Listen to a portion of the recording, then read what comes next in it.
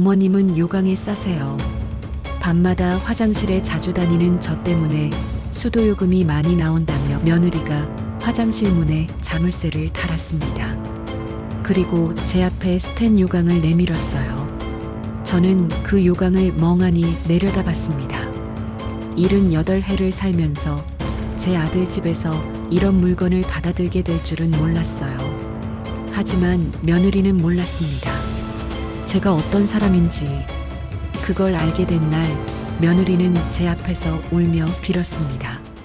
사연 모음 라디오 DJ는 지금 수원에 있습니다. 여러분은 어디에서 듣고 계신지 댓글로 남겨주세요. 그곳으로 건강과 행운을 보내드릴게요. 저는 박말래, 올해 78입니다. 충청도 시골에서 평생을 살았어요. 남편은 25년 전에 먼저 갔습니다. 위암이었어요. 병원비 대느라 논 한마지기 팔고 장례 치르느라 또 팔고 그래도 아들 하나는 서울로 대학 보내야겠다 싶어서 새벽마다 일어나 밭일하고 남의 집 품팔이도 했습니다. 그렇게 아들은 서울 사람이 됐어요. 대학 나오고 취직하고 결혼하고 애까지 낳고 저는 명절 때나 얼굴 보는 엄마가 됐습니다. 그래도 괜찮았어요. 아들이 잘 사는 게 제일이니까요. 시골에 혼자 남았지만 없이 사는 건 아니었습니다. 남편이 물려준 논밭이 있었어요. 산 쪽에 임야도 있었고요. 이장님이 가끔 그러셨어요. 말래 씨, 그 땅 나중에 개발되면 큰 돈 될 거요. 저는 웃기만 했습니다. 돈이 뭐가 중요해요. 그냥 식구들이랑 같이 살고 싶은 게 소원인데. 그런데 올해 봄 준호한테서 전화가 왔어요. 엄마, 이제 혼자 계시기 힘드시잖아. 우리 집으로 올라와. 저는 펄쩍 뛰었습니다. 아이고, 안 된다. 내가 거가면 집만 되지. 나는 여기서 혼자 잘 산다. 엄마, 무슨 소리야. 다은이도 할머니 보고 싶어 하고, 수진이도 괜찮대. 며느리가 괜찮다고 했다. 그 말에 마음이 흔들렸어요. 사실 요즘 몸이 예전 같지 않았거든요. 당뇨에 고혈압에 콩팥도 안 좋다고 했습니다. 밤마다 두세 번씩 화장실 가느라 잠을 설치고 아침이면 온몸이 뻐근했어요. 결국 저는 고개를 끄덕였습니다.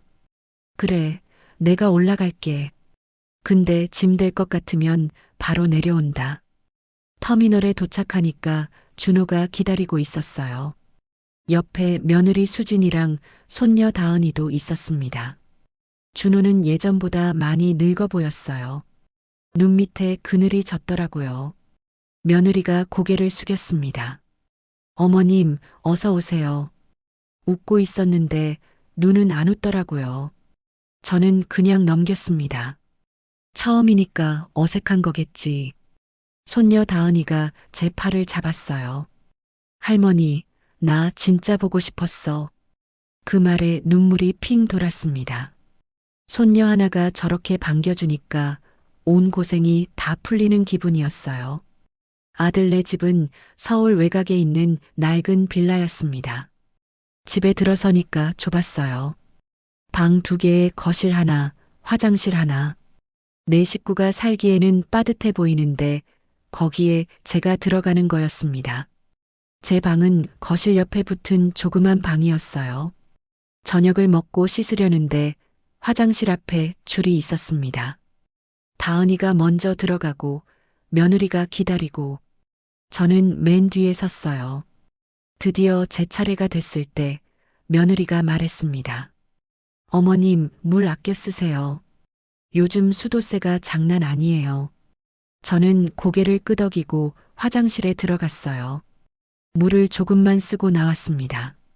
그날 밤 새벽 2시쯤 눈이 떠졌어요. 소변이 마려웠습니다. 당뇨 때문에 밤에 자주 그래요. 저는 조심조심 화장실로 갔습니다. 볼일 보고 나오는데 며느리 방에서 인기척이 났어요. 삐걱 하고 침대 소리가 나더니 한숨 소리가 들렸습니다. 이불 속에 들어가서 생각했습니다. 내가 밤마다 이러면 저 사람들 잠을 깨우겠구나. 미안한 마음이 들었어요. 그때는 몰랐습니다. 저 화장실 문 하나가 저를 이렇게까지 힘들게 할 줄은요. 아들네 집에 온 지 보름이 지났습니다. 저는 밤마다 두세 번씩 화장실을 갔어요.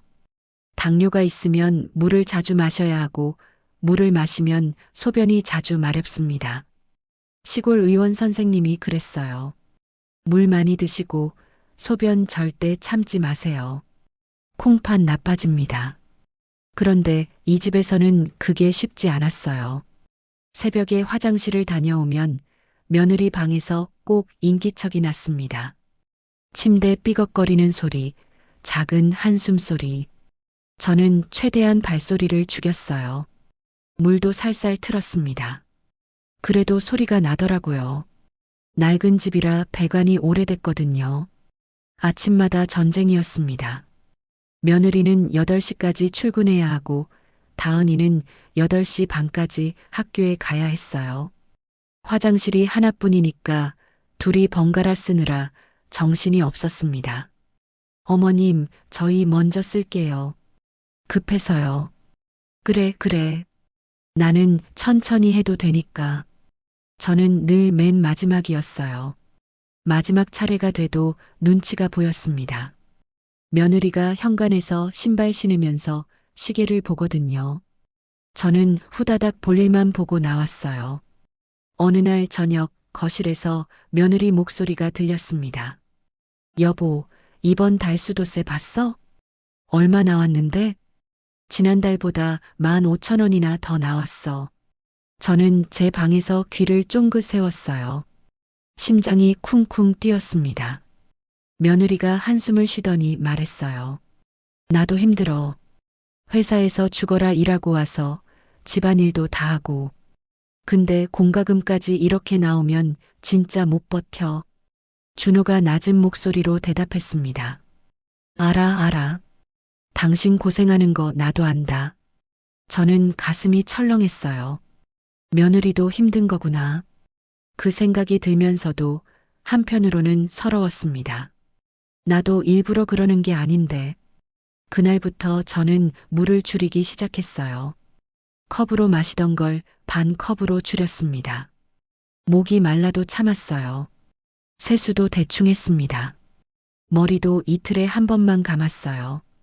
예전에는 매일 감았는데. 그런데 물을 줄이니까 몸이 안 좋아졌어요. 입이 바짝바짝 말랐습니다. 어지러울 때도 있었어요. 소변색도 진해졌습니다. 어느 날 며느리가 전화 받으면서 말했어요. 요즘 병원은 진짜 장사야. 할머니들만 잡아다가 검사한다고 돈 뜯어내고.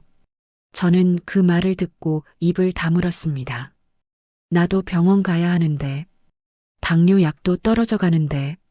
그런데 저 말 듣고 어떻게 병원 가자고 해요. 밤에 다은이가 제 방에 살짝 들어왔어요. 할머니, 요즘 왜 이렇게 말랐어? 아니야, 괜찮다. 할머니 손등 봐. 쭈글쭈글해졌어. 다은이가 제 손을 잡았습니다. 따뜻한 손이었어요. 엄마한테 얘기할까? 할머니 병원 가야 할 것 같아. 저는 고개를 저었습니다. 아니다. 괜히 엄마 걱정시키지 마라. 돈도 드는데. 다은이가 저를 물끄러미 봤어요. 무슨 말을 하려다가 그냥 꾹 참는 얼굴이었습니다. 할머니, 나한테는 말해도 돼. 나는 할머니 편이야. 저는 다은이를 끌어안았어요.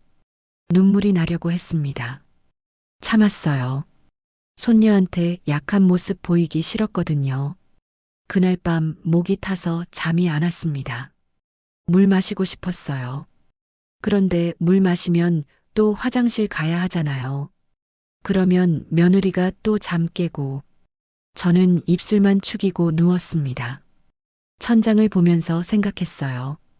시골집에 혼자 있을 때는 이런 적 없었는데. 물 마시고 싶으면 마시고 화장실 가고 싶으면 가고. 그게 당연한 건데 여기서는 그것도 눈치를 봐야 했습니다. 내가 여기서 뭐 하는 건가? 사람이 물 한 잔 마음대로 못 마시고 그래도 참았습니다. 조금만 더 버티면 괜찮아지겠지. 그렇게 생각했어요. 아들네 집에 온 지 한 달이 넘었습니다. 저는 점점 더 쪼그라들었어요. 물도 덜 마시고 씻는 것도 줄이고 빨래도 안 하고 부엌에 가서 컵을 들면 며느리 시선이 느껴졌거든요. 대놓고 뭐라 하진 않았습니다. 그냥 슬쩍 쳐다보고 한숨 쉬고 그게 더 무서웠어요. 어느 날 저녁 밥 먹을 때 며느리가 말했습니다. 요즘 노인들 병원 가면 검사만 주구장창해요. 필요도 없는 것까지. 다 돈이에요, 돈. 준호가 고개를 끄덕였어요. 맞아. 회사 선배 어머니도 그러셨대. 저는 숟가락을 내려놓았습니다. 용기 내서 말해봤어요. 나도 당뇨가 있어서 물을 좀 자주 마셔야 혀. 콩팥도 안 좋다 하더라고. 며느리가 설거지하면서 대답했습니다. 아, 네 어머님. 근데 요즘 병원이 좀 과하긴 해요. 괜히 겁주는 거예요. 그게 끝이었어요. 저는 더 말 못하고 방으로 들어왔습니다. 내가 아프다고 말했는데 흘려들었어요. 아니, 안 들은 척한 건지도 몰라요. 며칠 뒤 밤에 다은이가 제 방에 왔습니다. 문을 살짝 열고 들어왔어요. 할머니 짜? 아니, 안 잔다. 왜? 다은이가 제 옆에 앉았어요. 한참을 뜸 들이더니 입을 열었습니다. 할머니, 나 아까 엄마한테 말했어. 할머니 병원 가야 할 것 같다고. 그래, 뭐라 카디? 다은이가 고개를 떨궜어요. 그냥, 나이 드시면 다 그렇다고. 병원 가봤자 돈만 든다고. 저는 한숨을 삼켰습니다. 알았어, 알았어. 다 알았어. 다은이가 제 손을 꽉 잡았어요. 할머니, 진짜 괜찮아? 나한테는 솔직히 말해. 저는 다은이 얼굴을 봤습니다. 16살짜리 손녀가 저를 걱정하고 있었어요. 이 아이한테까지 짐이 되고 싶지 않았습니다. 그런데 자꾸 눈물이 나려고 했어요. 할머니가 요즘 좀 힘들다. 어디가 아파? 아픈 건 아닌데 그냥 저는 말을 잇지 못했어요. 다은이가 기다려줬습니다. 물 마시는 것도 눈치 보이고 화장실 가는 것도 눈치 보이고 내가 여기서 뭐 하는 건가 싶다. 다은이 눈에 눈물이 고였어요. 할머니, 미안해. 내가 왜 미안해. 내 잘못 아니야. 그래도 내가 뭘 해드려야 하는데 아무것도 못해서 저는 다은이를 끌어안았습니다. 따뜻했어요. 이 집에서 유일하게 마음 놓이는 사람이었습니다. 다은아, 할머니 말 들어. 응. 나중에 내가 시집가고 시어머니 모시게 되면 말이다. 응. 물 한 잔은 마음대로 마시게 해드려라. 화장실 한 번은 눈치 안 보게 해드리고. 다은이가 울면서 고개를 끄덕였어요. 알았어, 할머니. 나는 절대 안 그럴 거야. 저는 다은이 머리를 쓰다듬었습니다. 이 아이는 다를 거예요. 이 아이만은. 다은이가 돌아가고 저는 혼자 누웠습니다. 천장을 보면서 생각했어요. 내가 얼마나 더 버틸 수 있을까? 몸은 점점 안 좋아지고 마음은 점점 쪼그라들고 그래도 갈 데가 없었어요. 거울을 봤습니다. 볼이 쑥 들어가고 눈이 움푹 꺼졌어요. 얼굴이 누렇게 떴습니다. 78년을 살았는데 이렇게 초라한 적은 처음이었어요. 시골에 있을 때는 안 그랬습니다. 힘들어도 제 집이었어요. 물 마시고 싶으면 마시고 화장실 가고 싶으면 가고 당연한 게 당연했습니다. 근데 여기서는 그 당연한 게 사치였어요. 그래도 참았습니다. 조금만 더, 조금만 더. 그렇게 버티면 언젠가 괜찮아지겠지. 그때는 그렇게 생각했어요. 그날 저녁 며느리가 우편함에서 뭔가를 꺼내 들고 왔습니다. 표정이 굳어 있었어요. 거실 식탁에 앉아서 종이를 한참 들여다봤습니다. 공과금 고지서였어요. 여보, 이것 좀 봐. 준호가 다가갔습니다. 둘이 고개를 맞대고 종이를 봤어요. 수도세가 또 올랐어. 지난달보다 2만 원이나. 왜 이렇게 많이 나오지? 며느리가 대답 안 하고 제 방 쪽을 슬쩍 봤어요. 저는 방문 틈으로 그 눈빛을 봤습니다. 등이 서늘해졌어요. 저녁을 먹고 제 방에 있는데 며느리가 문을 두드렸습니다. 어머님, 잠깐 얘기 좀 해요. 거실 소파에 앉으라고 했어요. 준호도 옆에 있었습니다. 다은이는 제 방에서 숙제를 하고 있었어요. 며느리가 입을 열었습니다. 처음에는 조심스럽게 시작했는데 말하다 보니 목소리가 올라갔어요. 어머님, 죄송한데요. 저희가 진짜 너무 힘들어요. 그래, 말해봐. 수도세가 너무 많이 나와요. 어머님이 오시고 나서 거의 2배가 됐어요. 저는 고개를 숙였습니다. 할 말이 없었어요. 낮에는 복지관이나 경로당 화장실 쓰시면 안 될까요? 저는 고개를 끄덕였습니다. 그 정도는 할 수 있었어요. 그리고요, 밤에는 며느리가 말을 멈췄습니다. 방에서 뭔가를 들고 왔어요.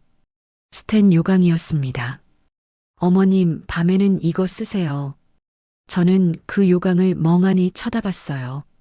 요강에 싸라고? 네.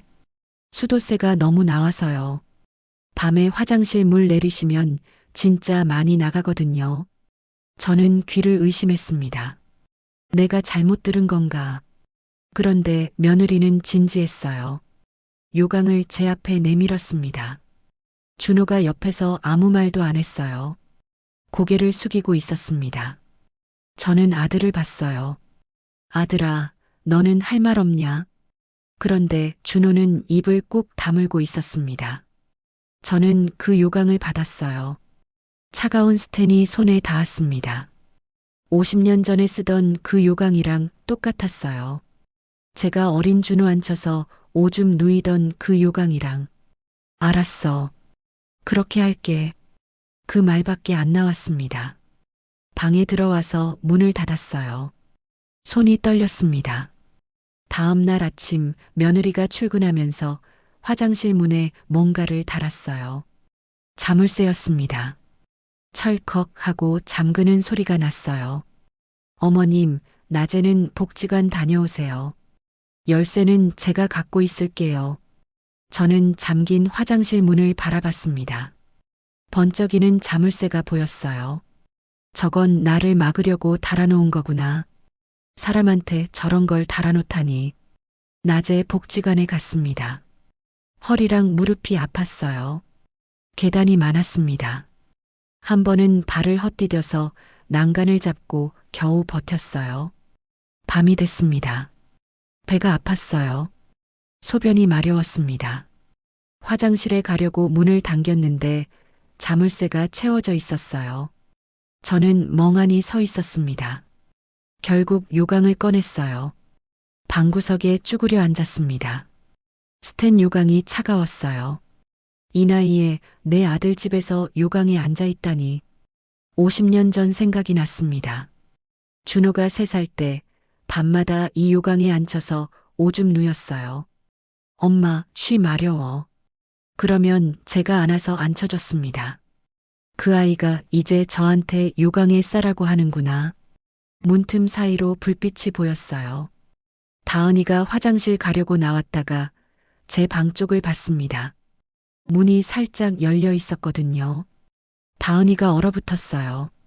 저랑 눈이 마주쳤습니다. 저는 고개를 돌렸습니다. 손녀한테 이런 모습 보이기 싫었어요. 다은이가 발소리를 죽이며 자기 방으로 들어갔습니다. 그날 밤 잠이 안 왔어요. 천장을 보면서 눈물이 흘렀습니다. 소리 안 내려고 입술을 깨물었어요. 내가 이렇게까지 해야 하나? 물 한 잔 마음대로 못 마시고 화장실 한 번 마음대로 못 가고 사람이 이래도 되는 건가? 요강을 치우면서 손이 떨렸습니다. 사람으로서 마지막 자존심까지 내려놓은 기분이었어요. 그날 밤 잠을 설쳤습니다. 새벽 3시쯤 됐을 때 배가 너무 아팠어요. 칼로 찌르는 것 같았습니다. 숨도 제대로 못 쉬겠더라고요. 일어나려고 했는데 다리가 안 움직였어요. 저는 바닥에 쓰러졌습니다. 머리가 문짝에 부딪혔어요. 쿵 하고 소리가 났습니다. 눈앞이 캄캄해졌어요. 멀리서 소리가 들렸습니다. 다은이 목소리였어요. 할머니, 할머니. 발소리가 뛰어왔습니다. 문이 열리는 소리, 며느리 비명 소리. 여보, 일어나. 어머님이 쓰러지셨어. 저는 눈을 떠보려고 했는데 잘 안 됐어요. 목소리만 어렴풋이 들렸습니다. 119 빨리 불러. 할머니, 눈 떠. 제발. 다은이가 울고 있었어요. 제 손을 꽉 잡았습니다. 따뜻했어요. 저는 그 손을 느끼면서 정신을 잃었습니다. 눈을 떴을 때 하얀 천장이 보였어요. 소독약 냄새가 났습니다. 병원이었어요. 팔에 바늘이 꽂혀 있었습니다. 옆에서 목소리가 들렸어요. 의사 선생님이었습니다. 보호자분, 어머님 지병이 뭡니까? 준호 목소리가 들렸어요. 저, 당뇨 같은 게 있으신 것 같은데요. 같은 거요? 정확히 모르십니까? 혈압약도 드셨던 것 같아요. 잘 모르겠습니다. 콩팥은요? 신장 질환 있으신 거 알고 계셨습니까? 그건 잘. 의사 선생님 목소리가 차가워졌어요. 어머님 상태가 많이 안 좋습니다. 탈수가 심하고 신장 수치도 많이 올라가 있어요. 요즘 물을 제대로 안 드신 것 같고 소변도 오래 참으신 것 같습니다. 네. 이 연세에 이런 병력을 가진 분이 소변을 제대로 못 보시면 이렇게 됩니다. 물 충분히 드시고 화장실도 자주 가셔야 해요. 절대 참으시면 안 됩니다. 저는 눈을 감은 채 그 말을 들었어요. 내가 말했었는데, 당뇨 있고 콩팥 안 좋다고 했었는데, 아무도 귀담아 안 들었잖아요. 나중에 병실에서 정신을 차렸을 때 낯선 사람이 찾아왔습니다. 병원 사회복지사라고 했어요. 어르신, 잠깐 여쭤볼 게 있어서요. 그래요, 말씀하세요.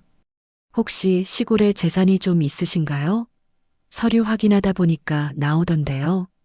저는 고개를 끄덕였습니다. 네, 논밭이 좀 있어요. 산 쪽에 임야도 있고 개발 예정 지역이던데요. 꽤 넓으신 것 같아요. 저는 대답 안 했습니다. 그냥 웃었어요. 쓸쓸하게. 이 나이에 땅이 뭔 소용이에요. 정작 화장실 한번 마음대로 못 가는데 사회복지사가 고개를 갸웃했습니다. 저는 더 말 안 했어요. 저녁 때쯤 병실 문 앞에서 작은 목소리가 들렸습니다. 준호랑 며느리였어요. 어머니 땅이 그렇게 많았어? 몰랐어. 나도 처음 들었어. 왜 말 안 하셨지? 우리한테? 글쎄, 며느리 목소리가 떨렸어요. 개발 들어가면 얼마나 되는 거야? 몰라. 근데 많이 넓다던데. 저는 눈을 감았습니다. 가슴 한쪽이 싸하게 식어갔어요. 내가 쓰러지니까 땅 얘기가 나오는구나. 내가 아프다고 할 때는 관심도 없더니. 다은이가 병실로 들어왔습니다. 눈이 퉁퉁 부어 있었어요. 할머니, 괜찮아? 괜찮다, 괜찮아. 할머니, 미안해. 내가 엄마한테 더 말할 걸 그랬어. 저는 다은이 머리를 쓰다듬었어요. 이 아이만은 진심이구나. 창밖으로 어둠이 내렸습니다. 저는 천장을 보면서 생각했어요. 이제 어떻게 해야 하나? 저 집에 다시 돌아가야 하나? 또 요강에 앉아야 하나? 아니다. 이제는 안 되겠다. 뭔가를 바꿔야겠다. 저는 조용히 결심했습니다. 퇴원하는 날 저는 준호한테 말했습니다. 시골에 좀 다녀와야겠다. 시골이요? 왜요? 정리할 게 있어. 준호가 어리둥절한 얼굴을 했어요. 며느리가 옆에서 물었습니다. 어머님 몸이 안 좋으신데 시골은 무슨. 내일이야. 내가 알아서 해. 저는 단호하게 말했어요. 처음으로 그렇게 말했습니다. 며느리가 입을 다물었어요. 준호가 저를 시골까지 차로 데려다 줬습니다. 가는 길에 준호가 물었어요. 엄마, 땅이 그렇게 많았어요? 응. 왜 말 안 하셨어요? 말해서 뭐하게? 준호가 대답을 못했습니다. 저는 창밖을 봤어요. 논밭이 지나가고 산이 지나갔습니다. 그 땅 어떻게 하실 거예요? 저는 대답 안 했습니다. 그냥 웃었어요.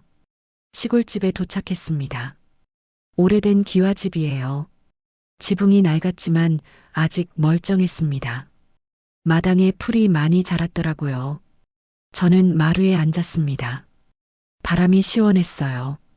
서울 그 좁은 방과는 달랐습니다. 여기서는 숨을 쉴 수 있었어요. 준호가 물었습니다. 엄마, 여기서 뭐 하실 건데요? 내 아버지 산소도 가보고, 이장님도 만나고, 정리할 게 있어. 정리요? 응, 내 인생 정리. 준호가 불안한 얼굴을 했어요. 저는 손을 흔들었습니다. 가봐라. 회사 가야지. 엄마, 괜찮다. 며칠 있다 갈게. 준호가 망설이다가 돌아갔습니다. 차가 떠나는 걸 보면서 저는 한숨을 쉬었어요. 홀가분했습니다. 다음 날 이장님을 만났습니다. 이장님이 반갑게 맞아줬어요. 아이고, 말레 씨. 오랜만이요. 이장님, 잘 지내셨어요? 그럼요. 근데 무슨 일로 오셨어요? 서울서 아들 집에 계신다면서요. 저는 차를 한 잔 받아들고 말했습니다. 이장님, 그 땅 얘기 있잖아요. 개발 들어간다던 거. 아, 그거요. 거의 확정됐어요. 내년쯤 보상 나올 거요. 얼마나 될까요? 이장님이 계산기를 두드렸어요. 말레 씨 땅 다 합치면 한 20억은 넘을 거요. 20억. 저는 차를 마시면서 생각했습니다. 20억이면 큰 돈이에요. 근데 그 돈이 뭔 소용인가요? 화장실 한번 마음대로 못 가는데. 이장님, 부탁 하나 해도 될까요? 뭔데요? 법무사 좀 소개해 주세요. 서류 정리 좀 해야 해서요. 이장님이 고개를 끄덕였습니다. 사흘 뒤 법무사 사무실에 갔습니다. 젊은 법무사였어요. 저는 서류를 펼쳐놓고 말했습니다. 이 땅들 있잖아요. 네, 어르신. 명예 이전 좀 하려고요. 아드님한테요? 저는 고개를 저었습니다. 아니요. 손녀한테요. 법무사가 놀란 얼굴을 했어요. 손녀요? 미성년자면 좀 복잡한데요. 알아요. 그래도 방법 있잖아요. 신탁이든 뭐든. 법무사가 고개를 끄덕였습니다. 가능하긴 합니다. 근데 왜 손녀한테요? 보통은 자녀분한테 하시는데. 저는 창밖을 봤어요. 하늘이 파랬습니다. 그 애가 내 손 잡아줬어요. 네. 내가 쓰러졌을 때 그 애만 울었어요. 그 애만 진심이었어요. 법무사가 아무 말 안 했습니다. 저는 계속 말했어요. 아들한테는 집 한 채 정도만 줄 거예요. 나머지는 다 손녀한테요. 대신 조건이 있어요. 무슨 조건이요? 25살 넘어야 찾을 수 있게 해주세요. 그 전에는 못 건드리게요. 법무사가 펜을 들었습니다. 알겠습니다. 서류 준비하겠습니다. 저는 도장을 찍으면서 생각했어요. 이게 맞는 건가? 아들한테 미안한 건가? 근데 아들이 나한테 뭘 해줬나? 며느리가 요강을 건넬 때 뭐라고 했나? 아무 말도 안 했잖아. 서류 정리가 끝나고 저는 남편 산소에 갔습니다. 풀을 좀 뽑고 막걸리를 한 잔 따랐어요. 여보, 나 잘하고 있는 거지? 대답은 없었습니다. 바람만 불었어요. 아들 잘못 키웠나 봐. 며느리가 나한테 요강을 줬어. 아들은 아무 말도 안 하더라고. 저는 막걸리를 한 모금 마셨습니다. 근데 손녀는 착해. 그 애는 날 사람으로 대해줘. 그래서 그 애한테 다 주려고 무덤가에 앉아서 한참을 있었어요. 해가 기울었습니다. 저는 일어나면서 중얼거렸어요. 이제 어디서 살지 생각해 봐야겠네. 서울 그 집에는 안 돌아갈 거예요. 그건 확실했습니다. 시골에서 일주일을 보냈습니다. 그동안 준호한테서 전화가 몇 번 왔어요. 엄마, 언제 올라오세요? 좀 더 이따 갈게. 수진이가 걱정하던데요. 저는 웃었습니다. 걱정? 뭘 걱정하는 건지, 나를 걱정하는 건지, 땅을 걱정하는 건지. 알았어. 곧 갈게. 전화를 끊고 저는 생각했어요. 어디로 가야 하나? 서울 그 집에는 못 돌아가겠고, 시골집은 혼자 살기엔 너무 외지고, 이장님한테 물어봤습니다. 이장님, 요즘 노인들 모여 사는 데 있다면서요? 아, 실버타운 말하는 거요? 그런 거 말고요. 좀 더 작은데요. 같이 밥 해먹고 사는데. 이장님이 고개를 끄덕였어요. 공동생활주택 말하는 거구만. 읍내에 하나 있어요. 할머니들 67명이 같이 살아요. 거기 자리 있을까요? 알아봐 드릴까요? 네, 부탁해요. 사흘 뒤 이장님이 연락을 줬습니다. 자리가 있대요. 저는 짐을 싸서 그리로 갔습니다. 작은 건물이었어요. 방이 8개 있고 부엌이랑 거실은 같이 쓰는 구조였습니다. 화장실은 3개나 있었어요. 3개나? 여기 화장실 마음대로 써도 돼요? 관리하시는 분이 웃었습니다. 그럼요. 화장실이 왜요? 아니요, 그냥요. 저는 방에 들어가서 짐을 풀었어요. 작은 방이었지만 창문이 컸습니다. 햇빛이 잘 들어왔어요. 저는 창가에 앉아서 한숨을 쉬었습니다. 편했어요. 눈치 안 봐도 되니까. 며칠 뒤 준호가 찾아왔습니다. 며느리도 같이 왔어요. 다은이도 왔습니다. 엄마, 여기가 어디예요? 왜 여기 계세요? 여기서 살려고. 네. 무슨 소리예요? 저는 준호를 보면서 말했어요. 나 서울 안 돌아갈 거야. 엄마, 여기가 편해.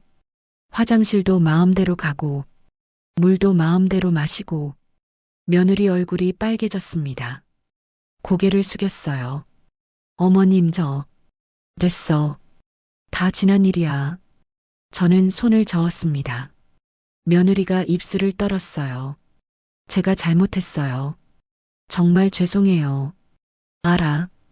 그때 제가 너무 힘들어서 생각이 짧았어요. 어머님한테 그러면 안 됐는데. 며느리 눈에서 눈물이 떨어졌습니다. 저는 가만히 봤어요. 울고 있었습니다. 진짜로 울고 있었어요. 어머님, 집으로 돌아가세요. 제가 잘할게요. 제발이요. 저는 고개를 저었습니다. 아니야. 안 돌아가. 어머님, 돌아가면 또 그러게 될 거야. 너도 힘들고, 나도 힘들고. 그냥 이렇게 사는 게 나아. 준호가 끼어들었어요. 엄마, 그래도 가족인데. 가족이니까 이러는 거야. 저는 준호를 똑바로 봤습니다. 준호야, 내가 그때 아무 말도 안 했잖아. 며느리가 나한테 요강을 줄 때, 화장실 문에 자물쇠를 달 때, 넌 뭐 했어? 준호가 고개를 떨궜습니다. 아무 말도 못했어요. 넌 내 아들이야. 근데 날 지켜주지 않았어. 그게 제일 서운했어. 준호 눈에서도 눈물이 흘렀습니다. 엄마, 미안해요.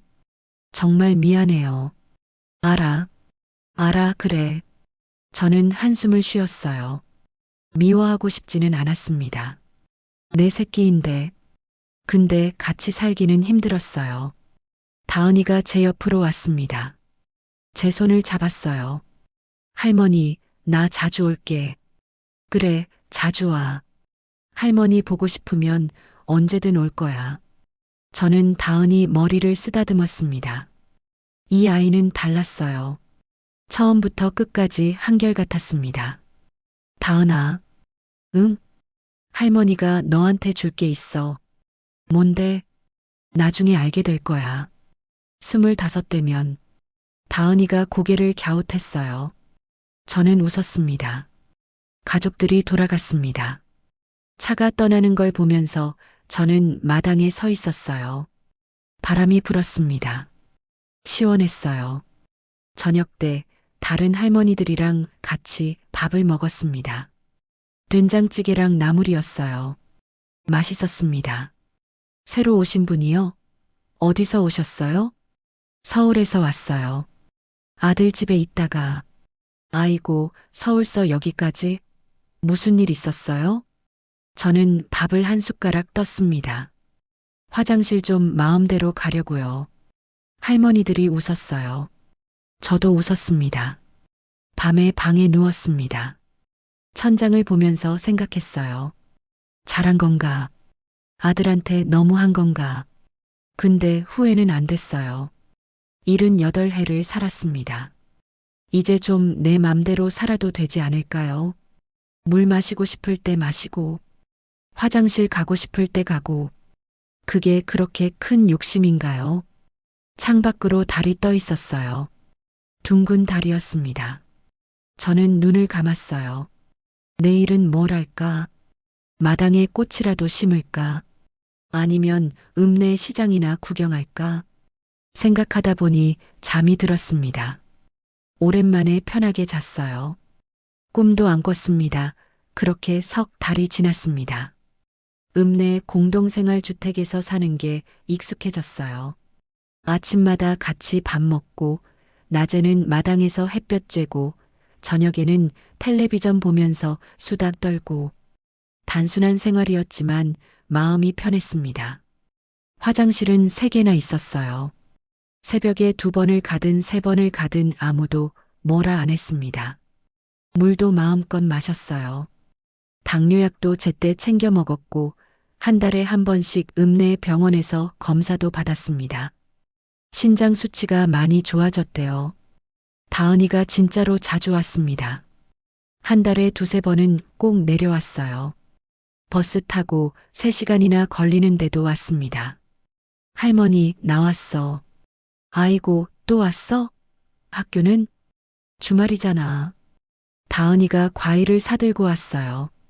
저는 방에서 귤을 까면서 물었습니다. 엄마 아빠는 잘 있어? 응, 잘 있어. 며느리가 뭐라 안 해? 내가 여기 자주 온다고? 다은이가 귤 한쪽을 입에 넣으며 말했어요. 처음엔 좀 그랬는데 이제 안 그래. 엄마가 요즘 많이 달라졌어. 달라졌어? 응. 할머니 얘기 나오면 미안하다고 그래. 자기가 잘못했다고. 저는 아무 말 안 했습니다. 귤만 까먹었어요. 아빠도 그래. 할머니한테 잘못했다고. 그때 왜 아무 말도 못했냐고 자기 자신한테 화난대. 그래. 응. 근데 할머니한테 직접 말은 못하겠대. 부끄럽다고. 저는 창밖을 봤습니다. 마당에 심어놓은 봉숭아가 피어 있었어요. 부끄러운 줄 알면 됐지. 뭘. 다은이가 제 손을 잡았습니다.